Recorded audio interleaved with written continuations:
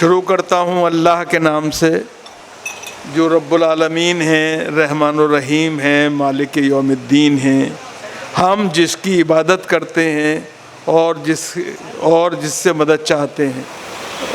درود و سلام اس کے نبی برحق، سید المرسلین، خاتم النبیین، شفیع المذنبین، رحمت للعالمین، گنبد خضرا کے مکین، جناب احمد مجتبیٰ محمد مصطفیٰ صلی اللہ علیہ وسلم، ان کی آل اور اصحاب پر۔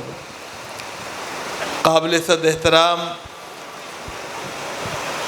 میری مادری علمی کے سابق وائس چانسلر لیفٹیننٹ جنرل ضمیر الدین شاہ صاحب، محترم یوسف عبرانی صاحب، محترم بزرگوں اور دوستوں، میں اگر سب کے نام لینا شروع کروں گا تو بہت وقت لگ جائے گا، اس لیے معافی چاہتا ہوں۔ یہاں پر جیسے لوگ ہیں کہ جو اس بامبے کی آن بان شان ہیں، وہ سب یہاں موجود ہیں۔ میں سب سے پہلے مبارکباد دیتا ہوں بھائی عامر ادریسی کو کہ انہوں نے مجھے یاد کیا۔ میں ان کے کام کی قدر کرتا ہوں اور آج سے نہیں کرتا، ہمیشہ سے کرتا ہوں۔ انہیں 100 لوگوں میں تو آج وہ کیا گیا ہے۔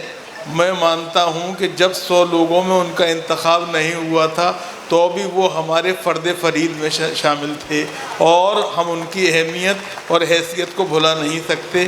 انہوں نے جو کام کیا ہے وہ غیر معمولی ہے۔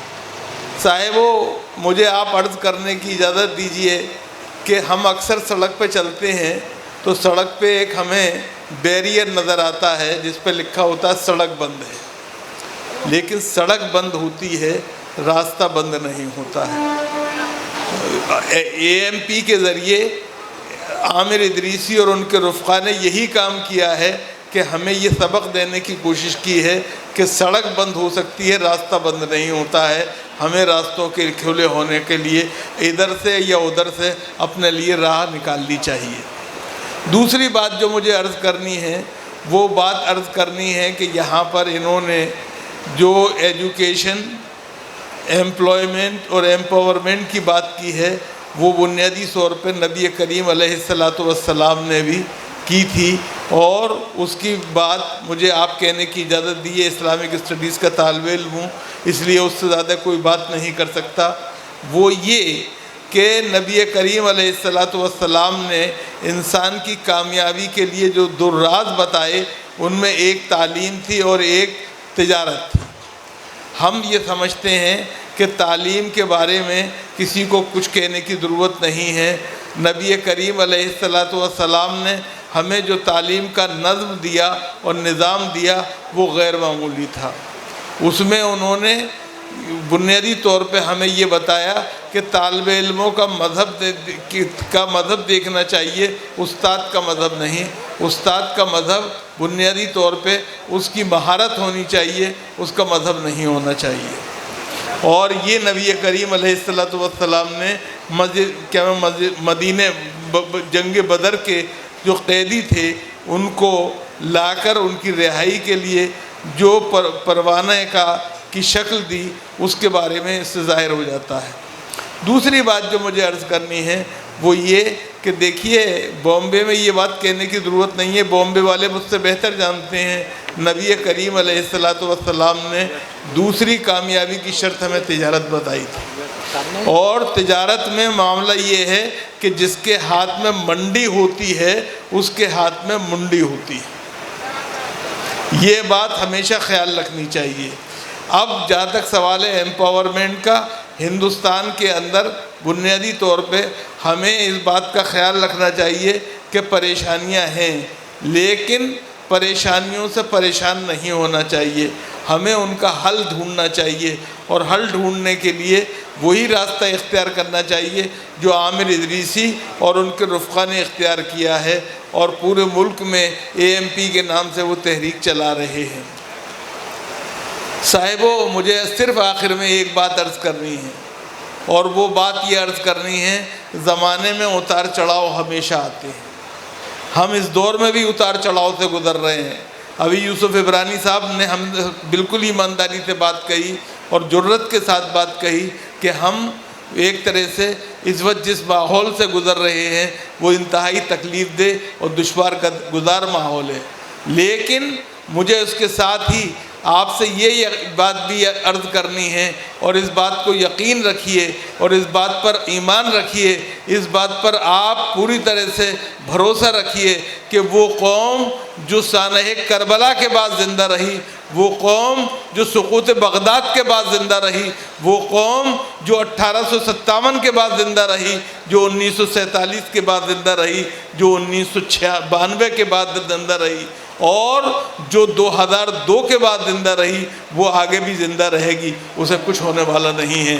ہمیں اس کے لیے بالکل پریشان نہیں ہونا چاہیے۔ صاحبو، آخر میں مجھے صرف یہ بات عرض کرنی ہے اور اس کے علاوہ کچھ عرض نہیں کرنا ہے کہ ہمیں پریشان نہیں ہونا چاہیے۔ اپنے لیے استقامت اور استقلال کا جو سبق نبی کریم علیہ السلام نے اور ہمارے مذہب نے پڑھایا ہے، ہمیں اسے پڑھنا چاہیے۔